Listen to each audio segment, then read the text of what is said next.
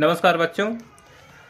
यहाँ पे हम देखेंगे कि मॉडल पेपर सोल्यूशन 2025 मैथ का जो क्लास 10 का है उसमें एक पेपर में क्वेश्चन है कि p के किन मानों के लिए निम्न समीकरण युग्म का अद्वितीय हल है। ठीक, हमारे बीच में समीकरण दिया हुआ है और जब हमारे बीच में समीकरण दिया हुआ है तो हम लोग क्या करेंगे, एक एक समीकरण को लिखेंगे इस तरह से और उनकी तुलना a1x plus b1y plus c1 बराबर 0। ठीक, उसी प्रकार दूसरे समीकरण को लिख करके a2x plus b2y plus c2 बराबर 0। ठीक, तुलना करेंगे। यहां देखेंगे a1 का मान क्या निकलेगा 4 और यहाँ a2 का मान कितना निकलेगा 2, हमने लिख लिया।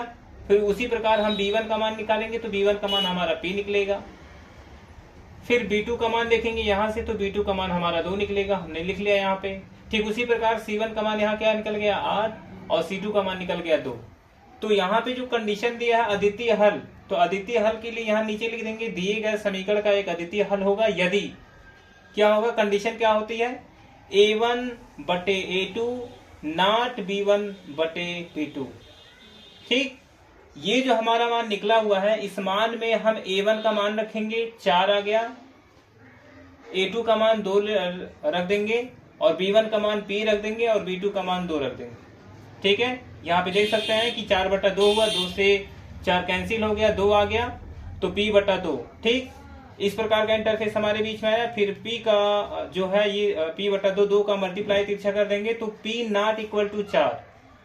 यही हमारी जो कंडीशन है जो हमारे सवाल में कह रहा अद्वितीय हल है, तो इसी के लिए क्या हो जाएगा एक अद्वितीय हल होगा। ठीक है, ये मेरा सोल्यूशन है और इस प्रकार के जितने भी सवाल मिलेंगे अद्वितीय बोलेगा तो इन सारे सवालों को इसी प्रकार से हल करना है। ठीक है, थैंक्स फॉर वॉचिंग वीडियो बच्चों।